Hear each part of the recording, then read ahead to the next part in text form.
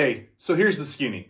We've got theme team and we have pulp format, which pulp is the one thing that myself, Primal Nerds here, and everyone else has been talking about and so excited for. And it just so happens it ends up being something that we've been dealing with in the past and we didn't realize we made the format. So stay tuned and enjoy another episode of Primal Nerds.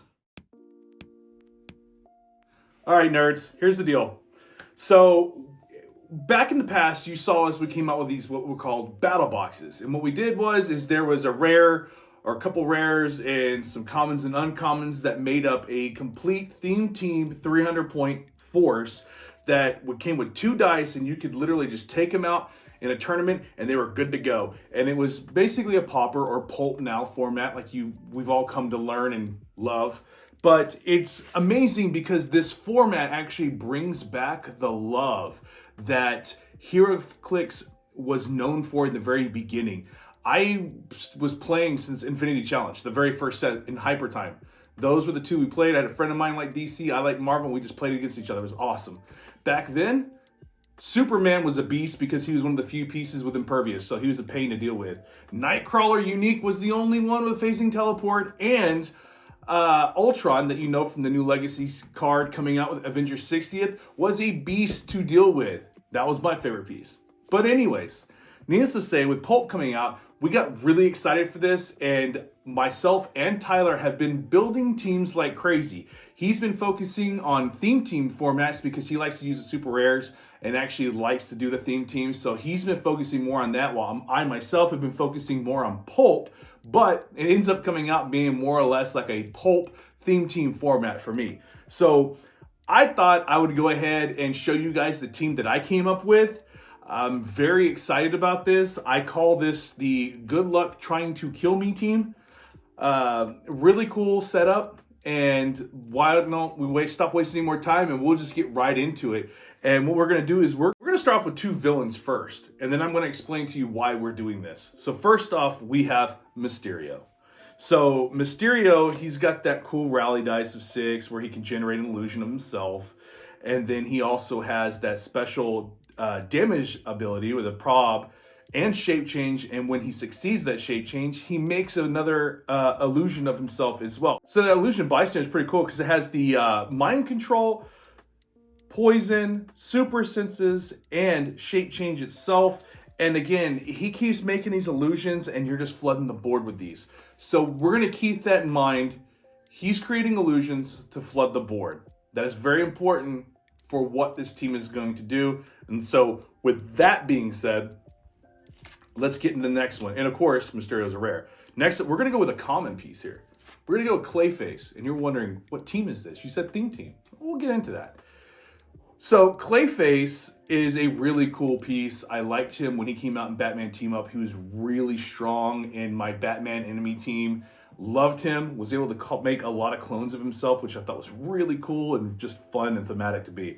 So what does he have? He has that special damage on his whole dial. It's What's the Matter, Bat? Seeing double, shape change. When Clayface uses it and succeeds after resolutions, you may generate a Clayface duplicate bystander protected outwit, which is really cool ability to have there. So with that, it's the same stats as this very last dial, which is a 6 speed with plasticity, a 10 attack, a 17 defense with invulnerability, and 3 flat damage. I mean, it's just a cool ability. That is just a cool ability. So you got 2 figures here that are going to be flooding the board with bystander tokens, and you're wondering why all these bystanders. Well, one of the things is too is they don't score any points.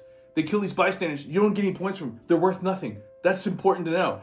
Because why are we flooding the board with all these pieces, the tie-up pieces and everything else?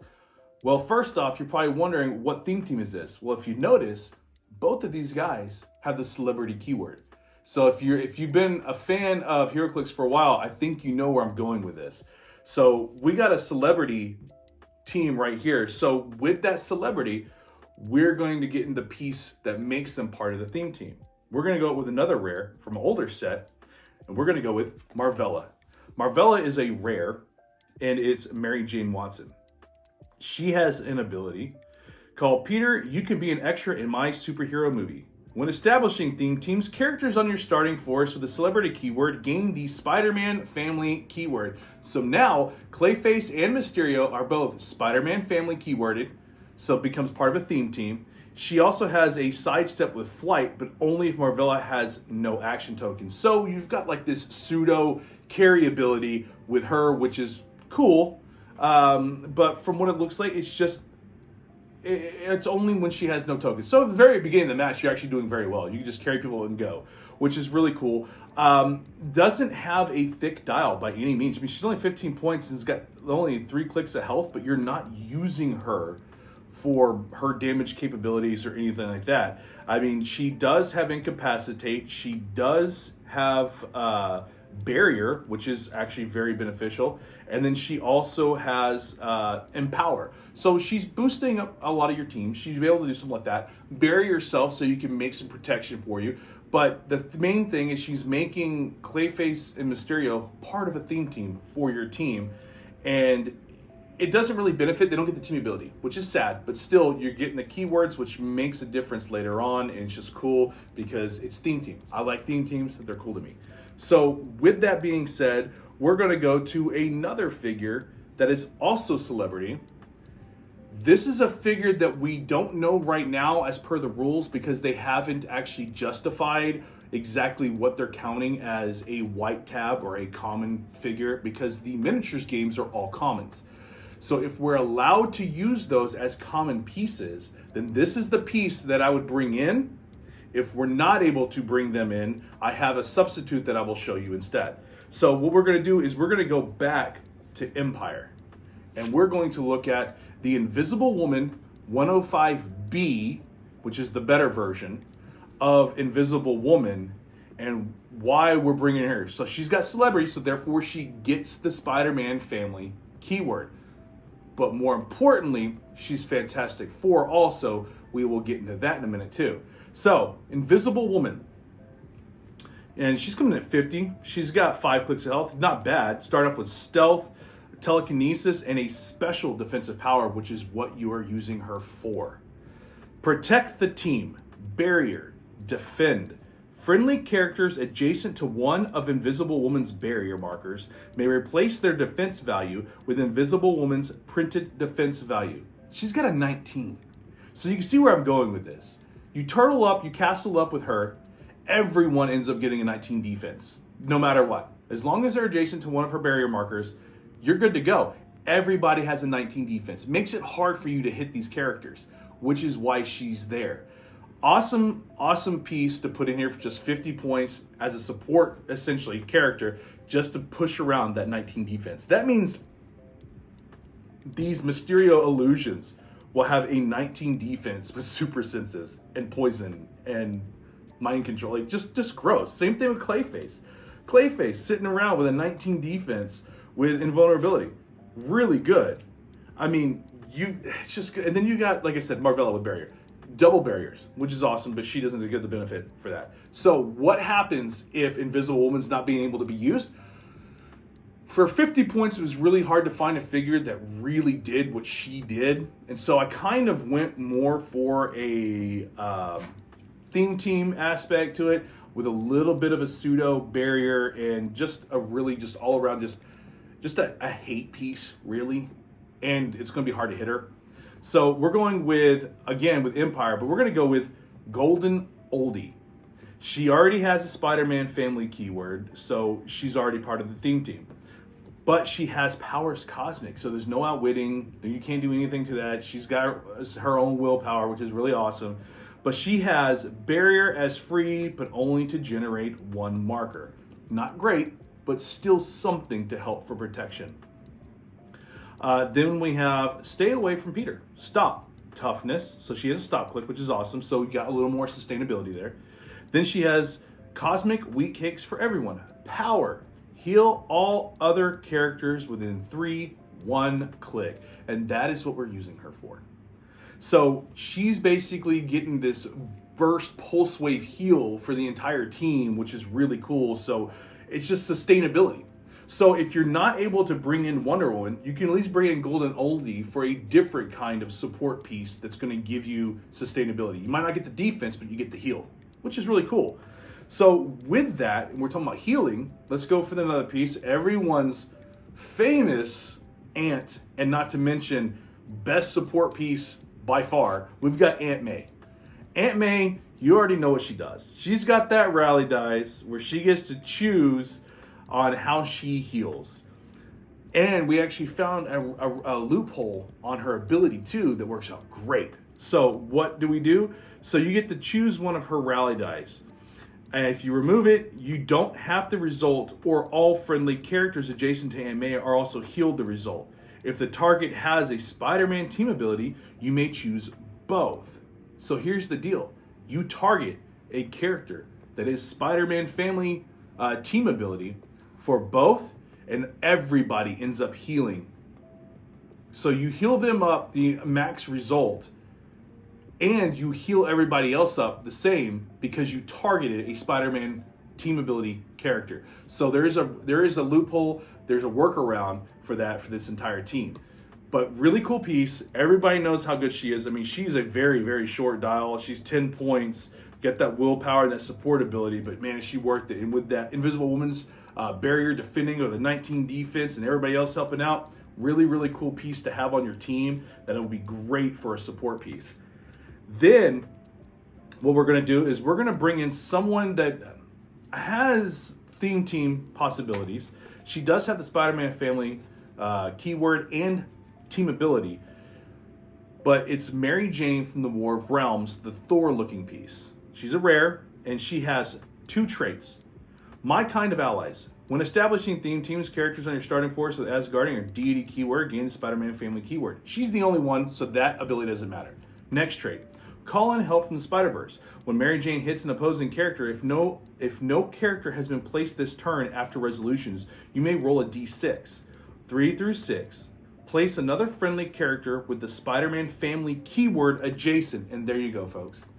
This is the piece that's going to bring in the bystanders. It's going to bring in other pieces. It can bring in, it could bring in Clayface. It could bring in Mysterio. It could bring in our last piece that we have too. Her job is to go up, and she's the one that's supposed to be beating face. Get her, go up there, tag everybody else up, and they can start making attacks too. Could you just imagine having all these illusions and all these Clayface clones going around being pulled up by Mary Jane here and just setting them next to him? Like plasticity. You can't break away. Have fun with that. I mean, you can, but you gotta roll 6. But anyways, really cool. Really cool ability. And then she has pinned by the hammer. When Mary Jane hits with a ranged attack, choose a hit target. Until your next turn, that character has immobile and defenses and modifies attack and defense -1. So you do that, you hit them, and after you hit them, they're immobile and attack and defense -1. So when you do that, you are then bringing up one of the other characters, the Spider-Man keyword, next to them, and they can just waylay on them. They got a -1 defense. That's awesome. That is an awesome piece. It's just a really cool tie-up piece that really rounded up the team. But lastly, we're going to go to our last piece. And I have been trying to find a team to put this guy on because I wanted to play him so badly. I love him from the comic books. And when I found this team and PULP came out, I immediately knew there was a way for me to use him. And this is the team that I finally get to use him for. And this is the piece that makes it to where this team cannot die. I mean, it can, but you're going to work for it. We have Bombastic Bag-Man. You know him from the new set, and I love him. He's got the Fantastic Four and Spider-Man team ability, so it means he's got the super duper super senses, but he's got my kind of allies. When establishing theme teams, characters on your starting force with the Fantastic Four keyword gain the Spider-Man family keyword. So again, Invisible Woman, but she already has celebrity, so she gets it anyways. Rally 4, remove one of Bombastic Bag-Man's rally die. If you do until your next turn, Bombastic Bag-Man has, when a friendly character within range is KO'd after resolutions, heal all friendly characters 1 click. Hey guys, do you know what's going to be friendly to your force? All those illusions and all those clones, which is why Bombastic Bag-Man is on this team, because every turn you remove a rally die, knowing that one of those bystanders is going to die, everybody heals a click. How just ridiculously good at that. I mean, that makes it... He's gross. Like, it's just a really gross piece. I mean, and you've got for old time's sake, stop super senses when Bombastic Bag-Man uses it and fails after resolutions. You may deal damage to the attacker equal to the result. If Bombastic Bag-Man has 4 or more rally dice, the damage dealt is penetrating. So, you could do this and just basically be gathering up a bunch of rally die, because after all, it is a green one, which is all attack rolls, and it's a 4. More than likely, after resolutions, there's going to be a 4 in attack dice somewhere. Almost every turn. Guarantee you. 3 and 4 are your 2 most obvious choices when it comes to rolling a d6. So you're going to be loading up a lot of rally die. But, I mean, he makes this team so good when you've got healing from him, healing from Aunt May. Not to mention, if you have Golden Oldie, you're going to be healing from that. But if you have Invisible Woman, you're going to be packing on a 19 defense on pretty much anybody. Really strong, really powerful, and just a team that is going to be a nightmare to go up against, especially if you're rolling those shape change rolls and just building illusions and building Clayface clones. This team is going to be so much fun to play. I cannot wait to bring this team into a PULP tournament. And if you guys end up going to a PULP tournament and playing in one and you decide you're going to make this team, please let me know how this team did, because it just looks gross. It is definitely a castle team or a turtle team where you've got to keep them you got to keep them together for the most part in order for all these abilities to really kick off. But if you've got enough clones and enough illusion tokens, you shouldn't have anything to worry about, because these guys are going to be just going out in mass, making all kinds of trouble. Not to mention all those Mysterio illusions have mind control. That is going to be a bane of any team, opposing team's defense. It's just hard. I mean, look at Leader coming out. He's gross. Which, funny I bring that up, because the plan is that's going to be another PULP team that I've created that I can't wait to share with you guys. You want to talk about a team that your opponent is going to have a very hard time dealing with. Well, guys, I hope you like this. We can't wait to play some PULP tournaments. We plan on building some more of these teams. So again, guys, battle boxes are back. We're going to be building some teams, 300 points. We're going to try and get them back up on our eBay account. If you guys like this kind of content, you guys want to get your hands on one of these battle boxes, we will be putting them up on our eBay store eventually here pretty soon. Just a flat rate. $20 gets you a really, really good team. A 300-point team or less, depending. Like I said, Golden Oldie makes it $295. Invisible Woman makes it $300. Right on the dot. Well, guys, tell me what you think. Did you like this team? If you're going to play it, let me know. I want to know how you guys did. And as always, stay tuned for cool content like this. And as always, guys, later, nerds.